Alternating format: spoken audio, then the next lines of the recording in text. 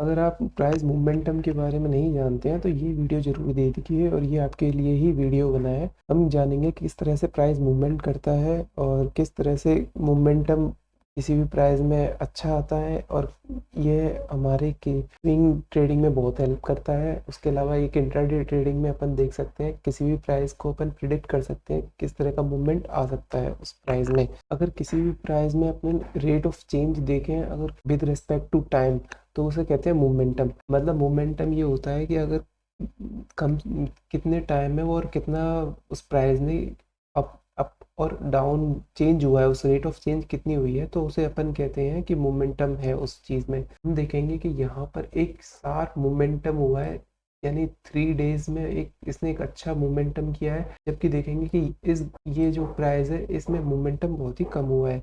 तो अगर अपन देखें किसी भी प्राइस की मोमेंटम को अपन कंपैरिजन करते हैं किसी भी दो प्राइस, ये है स्लो मोमेंटम, ये है फास्ट मोमेंटम। अगर रिलेशन में देखा जाए अपन देखें तो देखो ये है एक और भी फास्ट मोमेंटम बिल्कुल 90 डिग्री एंगल्स पे है और ये एक स्लो मोमेंटम है। किसी भी मोमेंटम जानने के लिए अपने को उसके एंगल को देखना पड़ता है कि अगर जैसे ये है एक स्लो मोमेंटम है और ये है एक फास्ट मोमेंटम, कंपैरिजन करना पड़ता है। अगर इसके अलावा अगर अपन इन तीनों में देखें कि ये ए है बी सी है तो ये ए जो है ये सबसे फास्ट मोमेंटम है, इससे कम मोमेंटम इसमें है और इससे कम मोमेंटम इसमें है। जबकि ये अगर अपन देखें इस चीज़ को कि यहाँ से ये जो है ये एक फास्ट मोमेंटम था, यहाँ से एक स्लो मोमेंटम आया, उसके बाद ये एक फास्ट मोमेंटम था, यहाँ पर एक स्लो मोमेंटम आया, ये एक स्लो मोमेंटम है, फिर इसके बाद फास्ट, फिर स्लो, फिर फास्ट। ये मार्केट का स्ट्रक्चर है कि मोमेंटम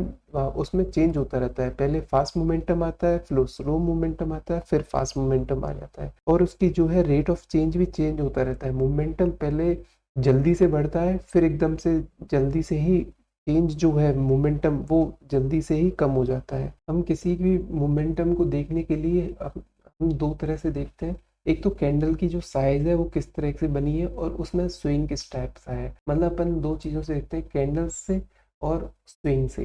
ये एक स्विंग लो बना है तो यहाँ पर जो है अपन देखेंगे इससे या फिर कैंडल्स के साइज से। इस तरह से देखते हैं कि अगर जैसे यहाँ पर एक बड़ा कैंडल्स बना है, उसके बाद छोटा, फिर उसके बाद छोटा, फिर उसके बाद छोटा, तो यहाँ पर जो है मोमेंटम कम होता चला गया है। अगर जैसे अपन देखें कि यहाँ पर एक छोटा कैंडल्स था, उसके बाद बड़ा हुआ है, फिर और बड़ा होके फिर पुल बैक, तो यहाँ पर जो है मोमेंटम एकदम से फास्ट होके फिर कम हो चुका है। ये कैंडल्स को अपन देखते हैं इस तरह से कि अब जैसे यहाँ पर एक छोटा था, फिर इसके बाद ये एक थोड़ा बड़ा हुआ है, फिर यहाँ पर एक बड़ा मोमेंटम हुआ है, तो ये यहाँ पर एक्सेलरेशन हुआ है इस मोमेंटम का इस चीज़ में। सेम कंडीशन यहाँ पर है, यहाँ पर एक मोमेंटम जो था यहाँ पर इस कैंडल ये थोड़ा इससे बड़ी बनी है, उसके बाद नेक्स्ट कैंडल उससे बड़ी है, उसके बाद स्लो हुआ है। मतलब यहाँ से यहाँ तक तो जो है तेज हुआ है मोमेंटम, फिर इसके बाद ये स्लो हो चुका है। ये कैंडल्स के साइज पर डिपेंड करता है कि किस तरह का मोमेंटम अपन देख रहे हैं। किसी भी प्राइस में अगर बड़ी बड़ी कैंडल्स एक साथ बन जाती हैं, 4-5 ग्रीन कैंडल्स या रेड कैंडल्स, तो उसमें फास्ट मोमेंटम होता है, ये एकदम से बहुत फास्ट मोमेंटम है। जबकि अगर कोई भी प्राइस सिंपल ग्रीन कैंडल्स भी बनाता रहे या रेड कैंडल्स, जैसे ये एक रेड कैंडल्स लगातार बनी है पर इसमें ये मोमेंटम स्लो है, इसको बोलेंगे अपन स्लो मोमेंटम है।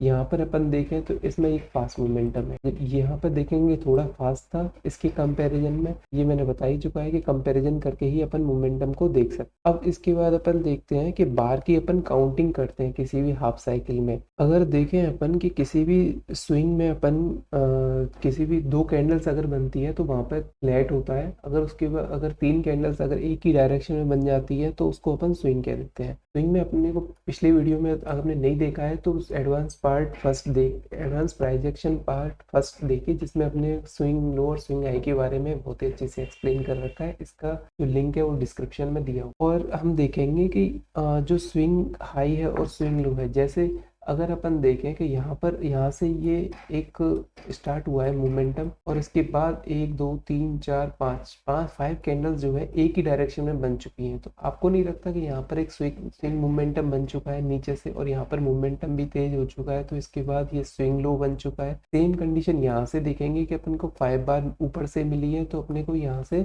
एक रिवर्सल बन चुका है। फिर उसके बाद देखेंगे यहाँ पर थोड़ा मोमेंटम ये कम हुआ है, क्योंकि नंबर ऑफ कैंडल्स जो है ज़्यादा है, और उनमें जो है ये भी छोटी छोटी कैंडल्स बनी है यहाँ पर। इसके बाद और भी कम हो गया है मोमेंटम। ये हमें देखना चाहिए कि यहाँ पर मोमेंटम कम है, यहाँ पर उससे थोड़ा ज़्यादा है, यहाँ पर फिर कम हुआ है, यहाँ पर फिर ज़्यादा है, यहाँ पर ज़्यादा है।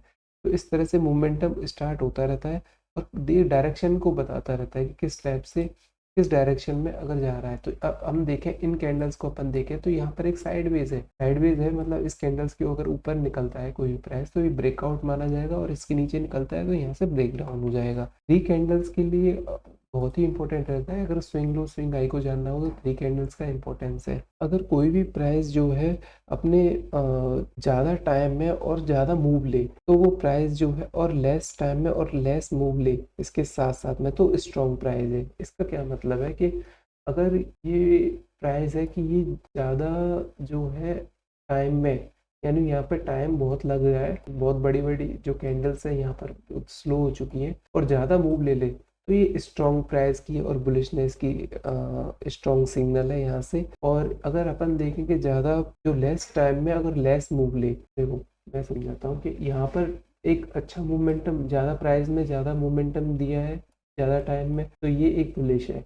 अगर कम प्राइस में कम मोमेंटम हो, मतलब कम डेज में कम मोमेंटम है, यहाँ पर जो पुल बैक्स मिले हैं यहाँ पर ये छोटे छोटे, तो यहाँ पर ये कम प्राइस में कम मोमेंटम है, तो इसको अपन बोलेंगे कि स्ट्रॉन्ग प्राइस सिग्नल है यहाँ पर। क्योंकि यहाँ से जब अगर उसकी डायरेक्शन में जा रहा है तो ये एक बहुत ही एक अच्छा स्विंग है जिसमें बीच बीच में पुल बैक्स है। कोई भी प्राइस जो है अप मोमेंटम जब भी लेता है तो एक छोटा सा सिंपल सा रिट्रेसमेंट देता है वहाँ से, या फिर वहाँ से एक अप मूव दे देता है। मतलब यहाँ पर अगर एक बड़ा स्विंग बना है यहाँ से यहाँ तक जब भी प्राइस गया, तो छोटे छोटे जो है रिट्रेसमेंट अपने को देखने को मिलेंगे उसमें। अगर ये दर्शाता है कि जैसे उस डायरेक्शन में अगर इस मोमेंट में अगर हम देखें, जो ग्रीन कैंडल्स हैं, जो कैंडल्स हैं वो बड़ी बड़ी हैं, और उसमें जो डायरेक्शन है वो ज़्यादा टाइम तक रहा है, क्योंकि जो जो जो रेड कैंडल्स हैं वो छोटी बनी है, और उस डायरेक्शन में जो मोमेंटम हुआ है वो बहुत ही कम हुआ है। ये पता चलता है कि यहाँ पे जो मोमेंटम है ये स्ट्रॉन्ग बुलिश साइन है इस चीज। अगर इस तरह का अपन देखें कि यहाँ पर एक बड़ी कैंडल्स यहाँ से बनी तो थी, पर इसके बाद यहाँ पर एक रेजिस्टेंस फेस करके, और ये जो अगर डाउनवर्ड मोमेंटम में देखें तो अपन ज़्यादा रेड कैंडल्स हैं इस मोमेंटम में, और इसमें बड़ी बड़ी जो कैंडल्स हैं अगर नीचे की तरफ कभी आता है उस से मेन डायरेक्शन को पकड़ता है तो बड़ी बड़ी कैंडल्स बनती हैं। और अगर किसी भी पुलबैक होता है, जैसे ये ग्रीन कैंडल बहुत ही छोटी बनी है यहाँ पर, इसके कंपैरिजन में ये रेड कैंडल जो है वो भी काफ़ी छोटी बनी है। ग्रीन कैंडल, रेड कैंडल जो है वो इसमें बड़ी बनेगी यहाँ पर, और ग्रीन कैंडल जो है इसमें डाउनवर्ड मोमेंटम में वो छोटी बनेंगी। सेम कंडीशन अपोजिट और वाइस वर्सा है कि अगर अप मूवमेंट चल रहा है तो अपने को ग्रीन कैंडल्स बड़ी मिलेंगी और ज़्यादा टाइम तक, और ज़्यादा नंबर ऑफ ग्रीन कैंडल्स ज़्यादा मिलेंगी, जबकि जो रेड कैंडल्स है वो छोटी मिलेंगी अपने को, उसमें मोमेंटम कम रहेगी और पुल बैक्स छोटे छोटे होते रहेंगे और वो कम टाइम के लिए होंगे। तो किसी भी प्राइस एक्शन में कोई भी मोमेंटम देखते हैं तो अपने को देखना होता है कि उस प्राइस एक्शन में किसी भी सेम डायरेक्शन में जितनी भी कैंडल्स बनी है उसमें उनकी जो डायरेक्शन है और मोमेंटम वो किस तरह से हुआ है। जैसे मैं बताऊं आपको, जैसे मैं बताऊं कि इस प्राइस में अपन देखना चाहे तो इसमें जो मोमेंटम था वो स्ट्रॉन्ग था, इसमें थोड़ा मोमेंटम कम हो चुका है। इस प्राइस में अगर ये पहले एक अप स्विंग है, इस चीज़ में ये देख लेना चाहिए अपने को। जैसे ये ग्रीन है तो इस स्विंग में अपने को मोमेंटम थोड़ा तेज था, इससे बाद वाली जो स्विंग है उसमें कम है, और उसके बाद वाली में उससे भी कम है, और उसके बाद वाली में उससे भी कम। क्यों कम है? क्यों अपने को ये देखना है कि जैसे ये वाला जो था वो थोड़ा सा जो एंगल है वो हमें जो है 45 से ज़्यादा है, और उसके बाद ये थोड़ा 45 के थोड़ा सा कम है, उसके बाद ये 30 के आसपास है, इसके बाद ये 20 के आसपास है और ये 10 के आसपास है। इसके बाद ये नेगेटिव हो चुका है यहाँ से प्राइस। तो किसी भी मोमेंटम की कोई भी स्विंग जो देखनी होती है हमें कि वहाँ से मोमेंटम ये ऊपर जाएगा या नीचे जाएगा, तो वो पिछले लास्ट जो कंपैरिजन अपने को लास्ट वाले जो स्विंग हुआ है वहाँ से कंपैरिजन करना हो। अब इस चीज़ का अपन किस तरह से यूज कर सकते हैं वो देखेंगे अपन।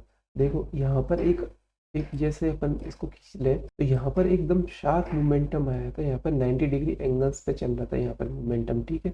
इसके बाद अपन इस वाले स्विंग को अगर अपन इस वाले स्विंग से कंपैरिजन करें तो इसमें थोड़ा मोमेंटम यहाँ पे कम हो चुका है, पर इस वाले मोमेंटम से इस वाले मोमेंटम में यहाँ पर कम हो चुका है, ठीक है। उसके बाद अपन देखते हैं कि जो नेक्स्ट वाला जो मोमेंटम है वो थोड़ा सा और कम है। इस चीज़ जो पुराने वाले जो मोमेंटम्स थे इससे अपने को यहाँ पर और भी कम मोमेंटम देखने को मिला है। सेम कंडीशन यहाँ पर है, यहाँ पर और भी कम मोमेंटम है और यहाँ पर सबसे कम मोमेंटम हो चुका है। तो अपने को ये देखना है कि प्राइस जो है यहाँ से बेरिश होना स्टार्ट हो गई है और अपने को डाउनवर्ड मोमेंटम स्टार्ट हो चुका है यहाँ से। इस करंट स्विंग में ये देखेंगे कि किस तरह से अपने को प्राइस का बेरिशनेस और बुलिशनेस का पता चलता है और कहाँ से ये मूवमेंट जो है अपने वापस हो सकता है या वहाँ पर एक स्विंग लो बना सकता है। तो अपने को इस तरह से देखना चाहिए। यहाँ पर देखेंगे कि इस ए वाली लाइन जो है ये बहुत ही स्टीप फॉल हुआ था। यहाँ पर कुछ बायर्स आए और यहाँ से प्राइस को कुछ ऊपर ले जाने की कोशिश की और फिर सी कंडीशन में अपन देखें तो यहाँ से जो है मोमेंटम नीचे जाने का जो मोमेंटम है इस ए कंपैरिजन में यहाँ पर कम हो चुका है और फिर यहाँ से एक बुलिशनेस एक यहाँ से जो है बी जो है और डी जो है वो बड़ा हो चुका है। मतलब अगर ए और सी का कंपैरिजन करें तो ए में स्टीप फॉल आया था, जबकि बी और डी का अपन कंपैरिजन करें तो डी में एक यहाँ से स्टीप अपवर्ड आया है। तो यहाँ से अपन देखेंगे कि यहाँ पर जो है बायर यहाँ पर जो सेलर्स थे इस जगह पर अपन देखें कि इस जगह पे जो है सेलर्स काफ़ी हावी थे। इस जगह पे बायर्स आए जिनमें इक्विलिब्रियम हुआ है। उसके बाद सेलर्स जो है वो थोड़ा सा कम हुए हैं यहाँ पर और यहाँ पर जो है बायर्स की आ चुके हैं और वो बहुत ही स्ट्रॉन्ग है इस जगह पे। तो हमें ये पता चल जाता है कि कहाँ से मूवमेंट आ रहा है और किस जगह अपने को वीकनेस दिख रही है किस प्राइस में। तो इस जगह अपन देखना चाहें यहाँ से यहाँ तक पूरा, तो यहाँ से जो सेलर्स हैं यहाँ से यहाँ तक के सेलर्स जो है कम होते चले जा रहे हैं यहाँ पे और जो बायर्स हैं उनकी पोजीशन बढ़ती चली जा रही है और वो यहाँ से प्राइस जो है ऊपर की तरफ मूवमेंट कर सकता है। यहाँ से कोई भी प्राइस का अपने को एक्सक्लेरेशन हो रहा है, मतलब वो मोमेंटम वहाँ से तेज हो रहा है या कम हो रहा है, किसी भी प्राइस में एक्सक्लेरेशन वो किस तरह से पता चलता है। जैसे यहाँ पर देखो एकदम से तेज था, इस तरह से प्राइस जाएगा, उसके बाद फिर थोड़ा सा स्लो होगा, फिर थोड़ा और तेज हो चुका है मोमेंटम, फिर थोड़ा स्लो हो चुका है। अपन नीचे की साइड जो देख रहे हैं अपन को कम होता जा रहा है जबकि ऊपर की साइड बढ़ता चला जा रहा है।